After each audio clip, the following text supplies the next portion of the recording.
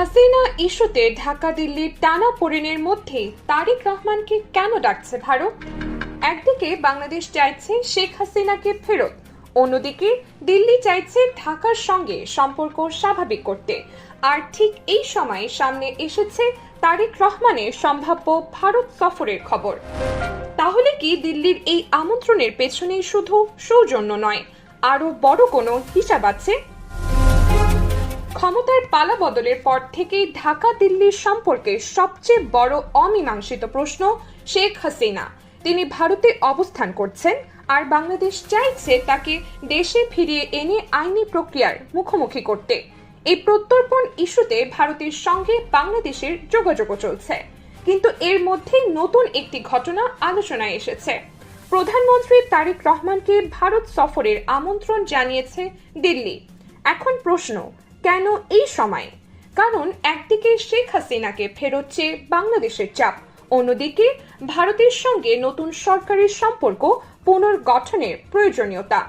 আর এই দুইয়ের মাঝখানে তৈরি হয়েছে একটি গুরুত্বপূর্ণ কূটনৈতিক সমীকরণ। ঢাকার অবস্থানও বেশ গুরুত্বপূর্ণ। বাংলাদেশের পক্ষ থেকে বলা হয়েছে তারেক রহমানের ভারত সফরের আগে এমন একটি অনুকূল পরিবেশ প্রয়োজন যেখানে দুই দেশের গুরুত্বপূর্ণ বিষয়গুলো নিয়ে আলোচনা করা সম্ভব। অর্থাৎ শুধু ফুলের তোড়া আর আনুষ্ঠানিক বৈঠক নয়, টেবিলে উঠতে পারে কঠিন প্রশ্ন। তার মধ্যে সবচেয়ে বড় শেখ হাসিনার প্রত্যর্পণ। তবে ভারতের জন্য বিষয়টি সহজ নয়, কারণ শেখ হাসিনাকে ফেরত পাঠানোর প্রশ্নটি শুধু রাজনৈতিক নয়, এর সঙ্গে জড়িয়ে আছে আইনি প্রক্রিয়া এবং দুই দেশের কূটনৈতিক সম্পর্ক।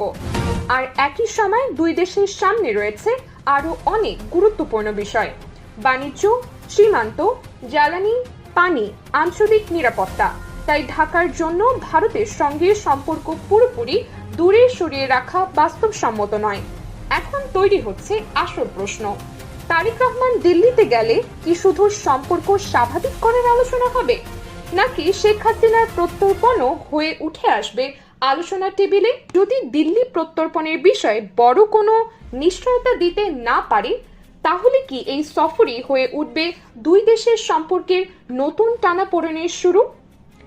আরেকটি বিষয় মনে রাখতে হবে, সম্ভাব্য সফর নিয়ে বিভিন্ন প্রতিবেদক প্রকাশিত হলেও চূড়ান্ত সময়সূচি আনুষ্ঠানিকভাবে নিশ্চিত না হওয়া পর্যন্ত এটিকে সম্ভাব্য সফর হিসেবেই দেখতে হবে।